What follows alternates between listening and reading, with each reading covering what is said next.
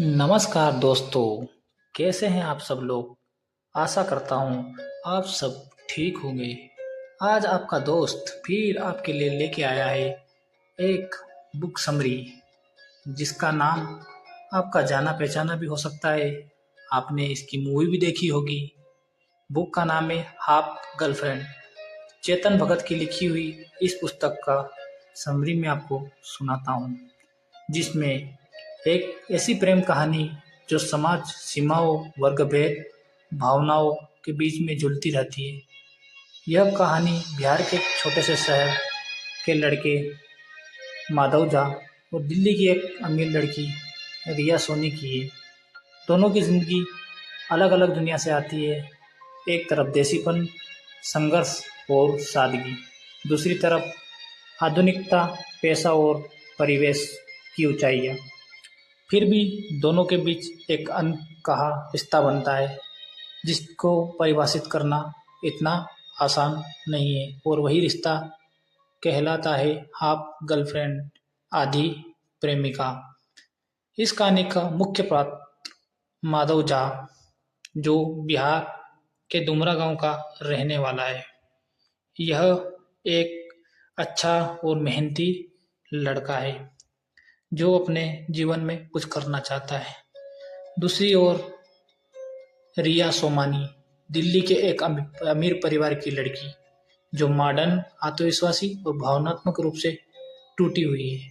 उसे प्यार से ज़्यादा सुकून, समझ की तलाश है। कहानी की शुरुआत में हम पढ़ते हैं दोस्तों कि कॉलेज में इन दोनों की मुलाकात होती है। माधव दिल्ली के एक प्रतिष्ठित कॉलेज सेंट स्टीफन कॉलेज में दाखिला मिलता है।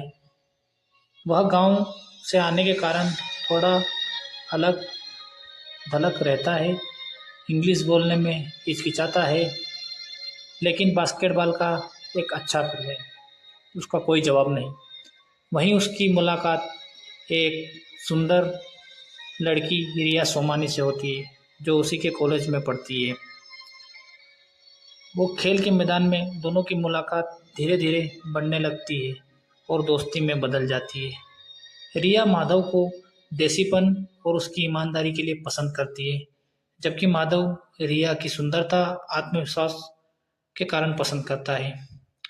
उनकी दोस्ती का आगे का सफ़र ऐसे ही बढ़ने लगता है जैसे प्यार हो।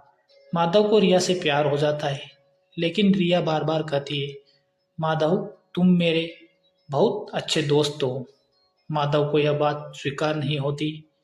वह चाहता है कि रिया उसकी गर्लफ्रेंड बने, लेकिन रिया कहती है कि वह ऐसा रिश्ता नहीं चाहती।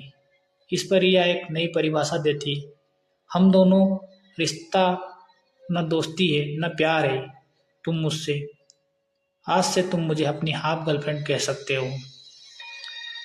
रिया के लिए हाफ गर्लफ्रेंड एक ऐसा रिश्ता था जहां दो लोग एक दूसरे को समझते, साथ रहते, लेकिन फिजिकल रिलेशन या समाज की परिभाषा वाला प्यार नहीं होता है। माधव के लिए यह रिश्ता अधूरा है। वो पूरे दिल से रिया से प्यार करता है और कहता है कि मैं आधा रिश्ता नहीं चाहता, मैं प्यार चाहता हूँ। एक दिन माधव की भावनाएं फूट पड़ती है और वह रिया के साथ नज़दीकियाँ बढ़ाने की कोशिश करती है। इस कारण रिया को यह बात अच्छी नहीं लगती और वह नाराज होकर कॉलेज छोड़कर चली जाती है और रिया शादी कर लेती है राघव नामक एक बिजनेसमैन से और दिल्ली छोड़ के चली जाती है। माधव का दिल टूट जाता है और वह वापस बिहार लौट जाता है। दोस्तों, आपसे निवेदन है, अगर आप बुक समरी सुन रहे हैं तो मेरे चैनल को सब्सक्राइब करें, लाइक करें, कमेंट करें। आपके सब्सक्राइब, लाइक, कमेंट मेरे आत्मसम्मान और मेरे आत्मबल को बढ़ाते हैं, जिससे मैं ऐसी कहानियाँ और बुक समरी आपके लिए ला सकूं। माधव अपने गांव के स्कूल प्रिंस अकादमी में लग जाता है जो उसकी माँ चलाती थी। वो बच्चों को पढ़ाने और स्कूल को बेहतर बनाने के लिए काम करता है। एक दिन माधव को पता चलता है कि बिल गेट जो माइक्रोसॉफ्ट कंपनी के संस्थापक है भारत आने वाले हैं और वह गांव में स्कूलों को सहायता प्रदान कर रहे हैं, जिससे गांव के स्कूलों की स्थिति में सुधार हो रहा है। किंतु माधव को अंग्रेजी में एक भाषण देना होगा ताकि वह अपने स्कूल के लिए मदद पा सके, लेकिन वह अंग्रेजी में कमजोर था। दिल्ली में एक एनजीओ के माध्यम से माधव और रिया की फिर से मुलाकात होती है। रिया अब अकेली, उसका शादीशुदा जीवन असफल हो गया था, वह तलाक ले चुकी थी। रिया शांत, दुखी, परिपक्व लगती थी। वह माधव की मदद करने के लिए तैयार हो जाती है ताकि वह अंग्रेजी में अच्छा भाषण दे सके। दोनों फिर से साथ साथ समय बिताने लगते हैं, हंसी मजाक, बातचीत, पुरानी यादें। रिया कहती है, माधव मैं चाहती हूँ कि तुम कुछ बनो, अपने गांव के लिए कुछ करो। रिया की मदद से माधव आत्मविश्वास से भर जाता है और वह बिल गेट्स के सामने अंग्रेजी में एक शानदार भाषण देता है और अपने गांव के स्कूल के लिए फंडिंग प्राप्त कर लेता है। यह पल उसके जीवन का सबसे अच्छा पल था और यह सब हुआ रिया की सहायता की वजह से।